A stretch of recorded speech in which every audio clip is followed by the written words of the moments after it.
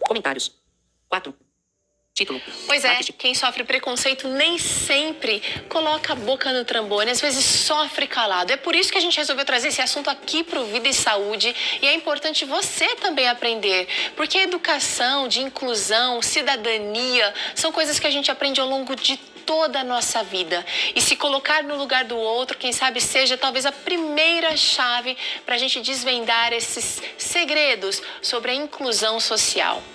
E eu trouxe para você hoje aqui um verso da Bíblia, 1 Pedro 2:17 diz o seguinte: tratem a todos com o devido respeito, amem os irmãos, temam a Deus e honrem o rei. Olha só que conselho, que ensinamento preciso a gente trouxe para o programa de hoje, né? Respeitar o outro. O seu limite vai até onde começa o do outro. É importante a gente ensinar isso para as nossas crianças, para a nossa família, para os nossos alunos, na igreja, o tempo inteiro. E quando a gente se põe no lugar do outro, a gente tem condições de poder facilitar, suavizar um pouquinho a vida tão sofrida de alguém que tem limitações que você talvez jamais vai conhecer. O programa Vida e Saúde está só começando. Se você quiser interagir com a gente, você tem blog novotempo.com/vida e saúde. Você pode também usar o Instagram, pode curtir as nossas fotos, pode dizer também o que você gostaria de ver aqui no programa. E agora é hora de papo sério. Você já foi vítima de preconceito? Você já foi julgado de uma maneira errada pela aparência, por alguma limitação que você tem?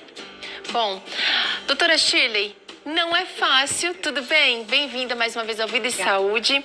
Não é fácil a gente se colocar no lugar do outro quando a gente não tem noção do que aquela pessoa passa. Exatamente, porque a gente só entende exatamente o que é sofrer aquela discriminação se a gente estiver 100% no lugar. Mas também tem como a gente entender que aquele ser humano tem sentimentos, ele precisa de respeito. Então isso já ajuda a gente a começar a entender o lugar do outro. A gente precisa se voltar a isso, né? E existem diversas formas da gente julgar ou olhar o outro. Às vezes o preconceito ele é bem velado. Ele não vem em forma de xingamento, em forma de desprezo, mas às vezes é um olhar indiscreto, às vezes é um comentário maldoso numa rede social que vai denegrir. Né? Sim, um desvio, né, de atenção, simplesmente. Isso também é considerado preconceito, doutora? Na verdade, o que acontece é que tudo o que a gente não conhece ou que nos é estranho dá um incômodo, então a gente prefere se proteger e não se envolver. Mas aquela pessoa, ela não é daquele jeito porque ela escolheu ser. E ela não é só o que ela tem de limitação. É muito mais do que aquilo. Então, essa estranheza que nos afasta, ela acaba sendo um preconceito que você não tem um controle sobre ele, mas você pode mudar isso a partir do momento que você entende um pouco mais sobre aquela pessoa, né? Porque o que é preconceito? A gente dá um julgamento antecipado, né? E o conceito é você simplesmente olhar, julgar e dizer: essa pessoa não pode isso, né? Tira conclusões precipitadas.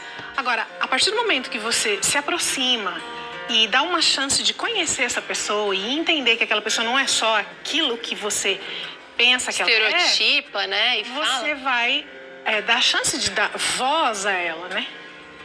Olha, e a gente trouxe aqui para você uma história interessante da Sheila. Ela, na verdade, perdeu a audição e, por causa disso, sofreu muito preconceito, inclusive no ambiente de trabalho. Vamos acompanhar essa história. Você começa tudo Minimizar. e não termina Botão fora da nada. lista. Apesar do seu talento, do seu esforço, as Agora é coisas possível pular este parecem anúncio. não Parar.